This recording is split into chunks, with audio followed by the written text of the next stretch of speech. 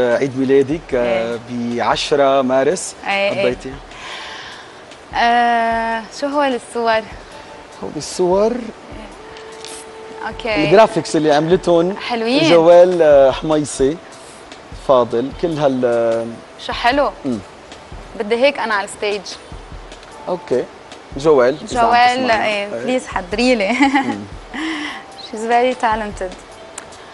18 بتذكر انه بتذكر الفستان لما رحت مع ماما لتشتري لي فستان لعيد ميلادي وما كان ستيل الفساتين اللي عاده لما بظهر مع ماما لتشتري لي اغراض دائما اغراض خرج مدرسه وهيك اغراض يعني برجع البيت عم ببكي ما بدي اياهم. سو فستان عيد ميلادي ال 18 كان شوي على ذوقي. كان هذا الفستان هيك بيلمح انه انا بعدين يعني عبالي يكون شيء بالشوبيز يعني. هيفا لو بس ترجعي لورا هلا بالعمر بتقولي يا ريت لو احذف فقرات من حياتي. ايه بتحذفي؟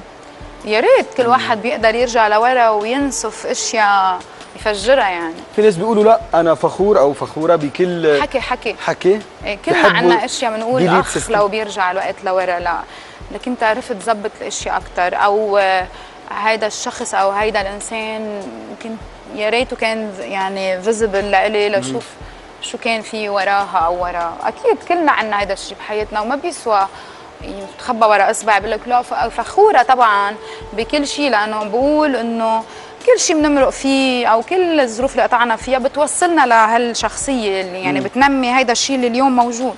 بس ما في شك انه في اشياء كنا بنتمنى انه يمرق هاليوم او هاليومين بدونهم. هيفا لما بنحكي عن الفنانات يعني اول طلعتهم نحن عالميا يعني بنحكي اليوم عن بيونسي، بنحكي عن شاكيرا، بنحكي عن جيلو، بس هودي كمان فنانات مثلهم بس هن بيكتبوا ليركس كلمات اغاني، بيعزفوا، بيعرفوا بالارينجمنت، ميوزيكال ارينجمنت، كومبوزيشن، التوزيع. فناناتنا بالعالم العربي شو عرفك؟ شو تسترجي اليوم فنانه تطلع تقول انا لحنت هالغنيه بيطلع 100 قلم بيتمسخر عليها.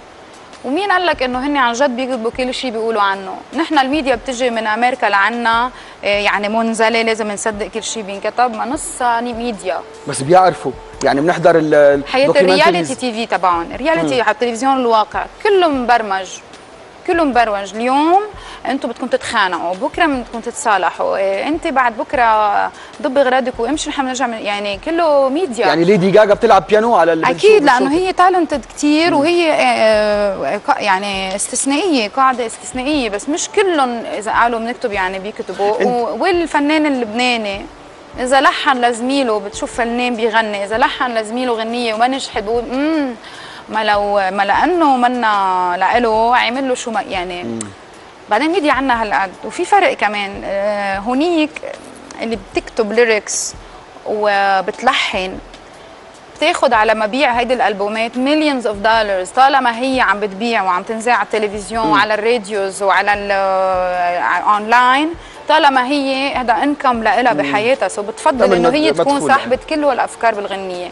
نحن عندنا هون بينزل بيكون بعده عم ينطبع السي دي وعم بينباع على المزرعه. انت ماشيه على ممشى الغرب من ناحيه كل شيء مبرمج بحياتك الفنيه، يعني عندك مكتب الاعلامي كل شيء مزبط. بحب انا النظام بشغلي، بحب النظام وبمكتبي كلنا ماشيين على هذا الاساس انه بحب الاشياء المنظمه المرتبه توصل للناس المعروف او يعني الاي بي سي تبعها. نعم. ما بحب الفوضى بالشغل. قبل